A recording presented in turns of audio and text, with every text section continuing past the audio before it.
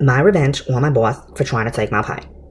This is a long one from a few years back when I was a teen working at a generic fast food restaurant while in school. I was 16 at the time and had been working at the store for a year or so. We had a supervisor who was just horrible to work for. He would leave us while we were packed with customers and sit on his phone talking the whole shift, only to come out to balk orders and abuse us for not working hard enough. Eat the food we were cooking, and when customers complained, he would belittle us in front of them, blaming our attitudes. Now, everyone hated this guy. Even the other supervisors hated him. He was lazy, and to be completely honest, I think he only had the job because his uncle owned the store. He would come in to start his shift, plant his ass in the office, and wouldn't come out unless it was to tell you how shit you are, and how he isn't afraid to replace you. Ugh, what a douche, right?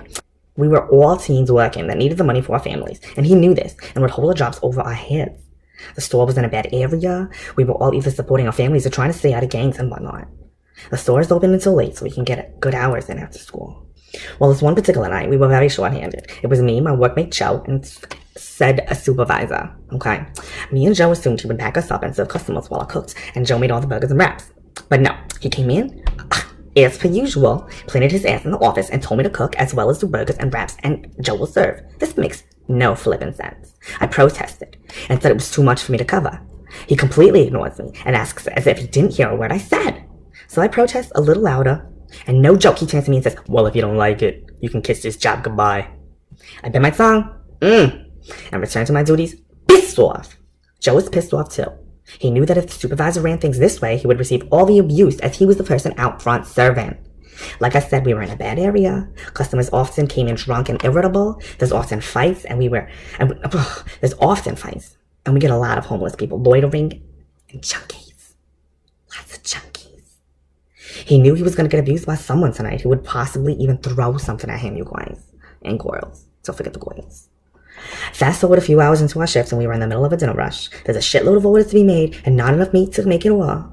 Customers are complaining about waiting times. These bitches. I can hear Joe out front getting absolutely destroyed by the growing mob of angry customers whom he's doing his best to keep calm. He's trying, you guys. And girls. Guys and girls. Supervisor, for the first time the entire shift, comes out to see what's happening. He sees the mob of angry customers who are starting to shout in anger, hurling insults and all. He goes out to confront them and calls me to the front. As soon as I'm in sight of the mob and supervisor, he starts to berate me, throwing 1,000 questions at me at once. Why isn't this done? Why isn't that done? Abused me further, then calls Joe over, abuses us both, and tells the customers he's so sorry, we're so incompetent, and pulls us both out back. If you two don't lift your game, you won't be working here any longer. And just because you fell so far behind, I'm taking tonight's pay from you. At this point, I wanted to kill him. We were working our asses off. Asses, if you're from Europe. We were working our asses off. You know, ass, like they say in London. We were working them off while short-handed, and he didn't lift a finger to help us. I would not go about to let this slide. It lit a fire in me. I was going to make sure I got paid for tonight no matter what. So I plotted, I planned. I concocted a most evil plan, you guys. In my pot of payback potions. What? In my pot of payback potions, and would soon conjure it into existence. You guys. Verbiage, subscriptive language. I even asked Joe for help with it, and he agreed willingly once I told him the plan. This plan would make legends of our store. Executing the plan. After the rush was over, and we were about to close up, I went on my break.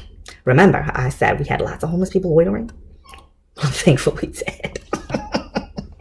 While I was on my break, I convinced a homeless man to come and take a dump in the urinal in our bathroom, and I would get some free food for him. He laughed at me at first, and asked if I was serious.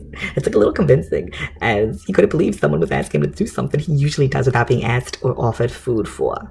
I'm going to pause right here and just say, not all homeless people do this. I'm not sure if this was...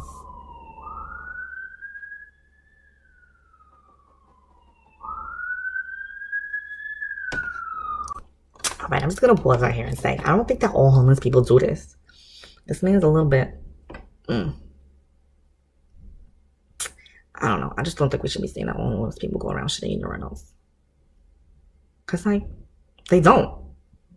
Okay, back to the story.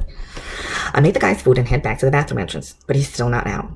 Oh wait, that's not where I was. Okay. Where was I? Oh, here. So he agrees for a bit, but I told him I would have to sneak him in with the help of Joe. I bring him to the slide doors and signal Joe to distract supervisor long enough for me to turn his head from the computer screen and cameras. We slip in and make it to the bathroom. When we get there, I tell him to go in and do the tea while I make his food. He giggles and agrees and heads in. I head to the kitchen where Joe is and tell him the job is underway. I'll need a distraction to get him out once he's done. Joe tells me he will go to tell the supervisor he's leaving. It will give me a moment to get him back out quick. I make the guy's food and head back to the bathroom entrance, but he's still not out. You guys, oh my god, I was waiting a good 10 minutes. He had been there for over 20 mother flipping minutes. When he exited, I catch a whiff of the most foul odor sweeping from the bathroom. What the hell, dude? What did you do over there? He tells me he may have missed a little bit, but the job is done more or less. I gave his food to him and signaled Joe to distract again. Once he does, I sneak the old guy out of the store. I thank him for his help, to which he replies, I've been asking weird shit, but you, kid, I messed up. And I said, no, you know, bitch, you was a motherfucking messed up. This shit. I wasn't about to let him steal my pay from me. I was going to make him pay for it. I head back to the bathroom to check, and let me tell you, I couldn't have asked the guy to do a better job. I was aiming for a stool in a puddle type thing, but this was something else. It had flown over, it had overflown out of the urinal, down the wall, and on the floor. It was everywhere. Joe swings by on his way out. I couldn't believe what he was saying. I shook his hand and said to him, it was a pleasure to work with you and good luck. He leaves, and I go to confront the supervisor. Once I reach the office, I let everything go on. I swore him. I didn't swore him. I swore at him. And I told him when I quit, Joe's gone home. I'm leaving. Nothing has been cleaned for clothes, and someone took a shit in the urinal again. He begged me not to leave. I laughed at him maniacally.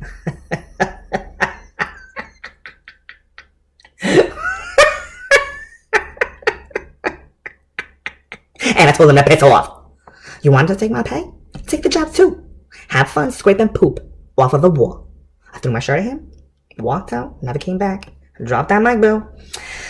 I heard from Joe, the supervisor was there online cleaning everything. I was supposed to clean the bathroom. Everyone except the supervisor knows what I did and cheered me for doing it. I went down in store history for the next year. After it closed, though, it was replaced by another generic fast food store.